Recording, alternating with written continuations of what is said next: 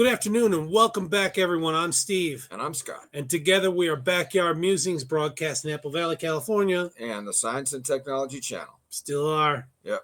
All right. So, a staggering $1.5 trillion lithium deposit has been unearthed in the McDermitt Caldera in the volcanic heart of Oregon. Okay, so I have a question before you go on here. Okay. Right now, the largest lithium provider is China. China. Yep. And we would like to become the largest lithium provider, right? They found that one big deposit down in the Salton Sea that we talked about. Because of activists and the California government, you can't get to. Yeah, which is crazy. It's down that way. And now we've got one up in Oregon, and we're going to talk about it. But this is a big deal. So it is. Precious metals. Yeah. The discovery could potentially revolutionize the future of the U.S. battery industry, especially as the production of electrical vehicles gains momentum. This comes as global conflict threatens key resource supply lines. I wonder if lithium was part of the minerals deal with Ukraine. I wonder. Local communities, though, are worried. That's going to be the biggest hurdle, not getting past these guys. They have voiced concerns over its potential environmental impacts as fears persist. The environment is under immense strain. Would you like to know more? Okay, I didn't really need to hear that. But anyway, the McDermitt Caldera, located on the border between Oregon and Nevada, may contain one of the largest lithium deposits ever discovered in the United States. A study published in the Minerals suggests that the caldera could hold between 20 and 40 million metric tons of lithium. Oh man, like we said, that's a lot.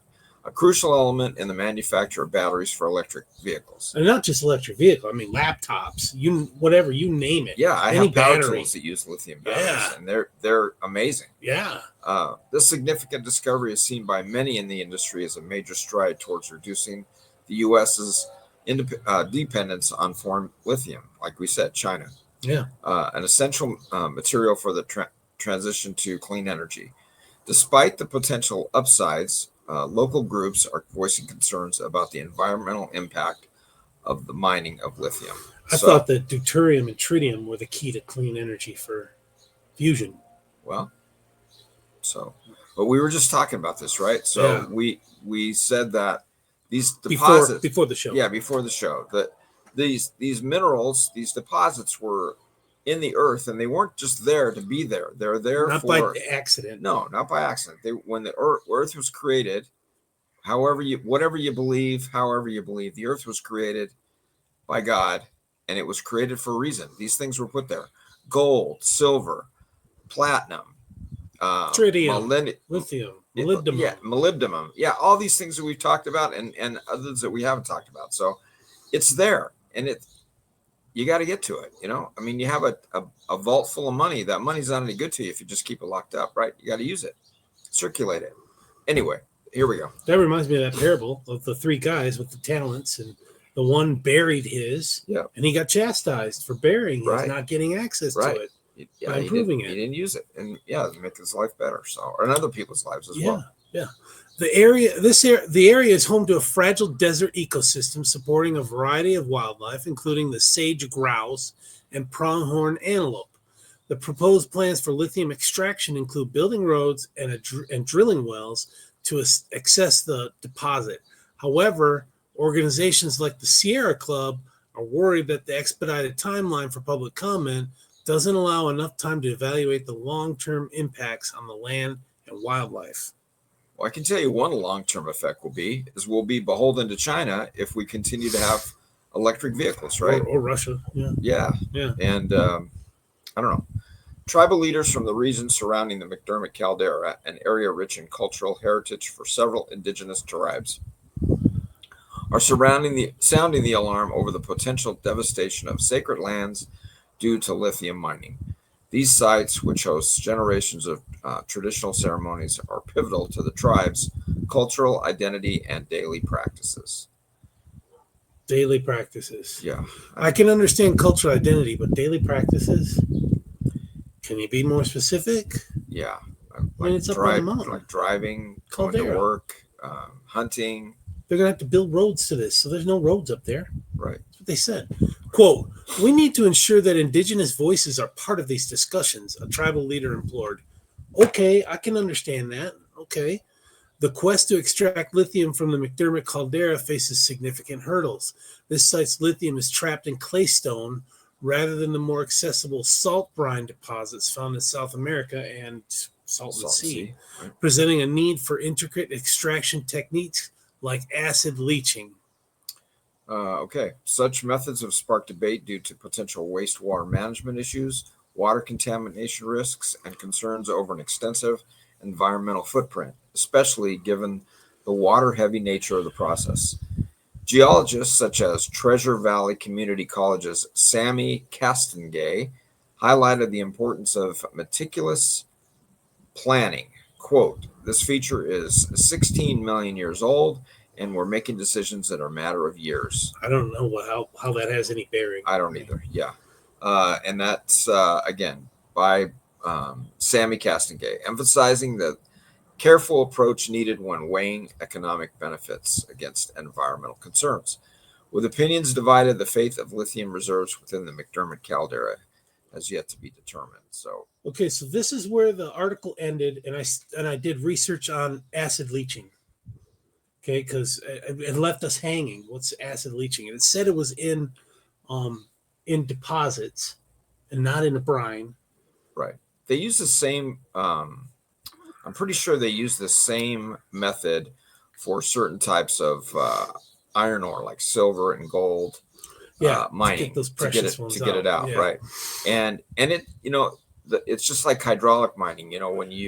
When they just blast away a hillside with huge water cannons, it's kind of destructive. But hold them to the fire, make them put it back the way it is, or make them come up with some kind of a device that they can keep this acid leaching from getting into the ground soil. I mean, I don't want the ground to get jacked up. So you extract it, you build some kind of a processing device, plant, yeah, or a mill, and you do it clean, kind of like how they do gold and silver now. So the tailings, right? Yeah, exactly. Yeah. So it doesn't affect the groundwater and the environment. So lithium is a highly reactive alkali metal that offers excellent heat and electrical conductivity, hence for batteries. Right. These properties make it particularly useful for the manufacture of glass, high-temperature lubricants, chemicals, pharmaceuticals, and lithium-ion batteries. So there's a whole list of things that lithium is for, not just the batteries. Right. For electric cars and consumer electronics. However, because of its high reactivity, pure elementium lithium is not found in nature, but is instead present as a constituent of salts or the compounds, like you were saying. It's all mixed in together. You got to extract it out. Right. Similarly, most commercial lithium is available in the form of lithium carbonate, which is a comparatively stable compound that can be easily converted to other salts or chemicals.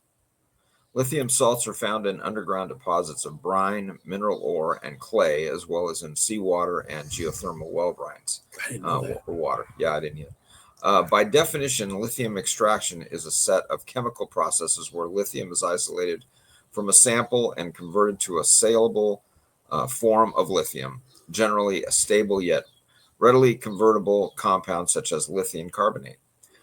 Most lithium extraction processes entail some form of mining to reach underground deposits of lithium-rich materials or brines, but we need this stuff. Yeah. The process for recovering lithium from ore can vary based on the specific mineral deposit in question. In general, the process entails removing the mineral material from the earth, the whole mineral, right? Then heating and pulverizing it.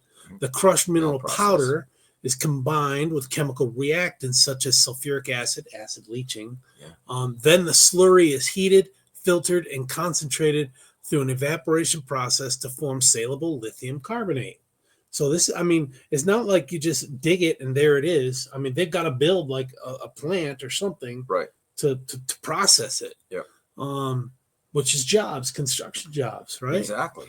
And somebody to come up with a method, a clean method. Yeah, put our American ingenuity, or maybe not just American, put anybody's ingenuity to work and let it happen. So The evaporation process creates the lithium carbonate, while the resulting wastewater is treated for reuse or disposal. So it's captured. The wastewater is captured and reused. Yeah. I mean, I'm not an isolationist, but wouldn't it be cool if we didn't have to go someplace else to get stuff like this? We could do it ourselves. We could mine it from our own ground and then sell it. You're not crazy. And we can sell it, you know? Yeah. Why not? Why do we always have to be going and fetching stuff from people, especially people that aren't really not very nice to us and don't like us very much? So I don't know. There's a thought process where we've got to spend our money. We got to spend. Yeah. Instead of developing and make money. Make it ourselves. Exactly. Yeah. Use it and make it. Right. You know? Energy independence. Right. Yeah. Law of consecration. Exactly. Yeah. Exactly. What? Okay. Let's small little lesson here.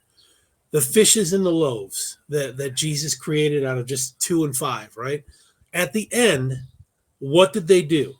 They picked up all the fragments. Right. Conservation. They didn't just throw them away for the birdies. Right. They picked them up for future reuse. I don't know. You reuse tomorrow. Yeah, that's conservation. If these people want these deposits, hold them to the fire, make them create some way of cleaning it up, and then pay the indigenous people money, because that's all what it comes down to, I believe. You know, I'm not disputing what they say. I'm all for that. It's like their casino, right? Yeah, their sacred grounds and stuff. I get that, you know, and generations they've been there. Call it a permit. I don't care. Yeah, but yeah, so throw them some money and let them get some kickback on this raise minerals, their level of lifestyle. Exactly. Yeah. So everybody, it's a win-win for everybody. So except for China. Except for China. All right, folks. Thanks for joining us. We'll see you in the morning. Take care, everyone. Thanks.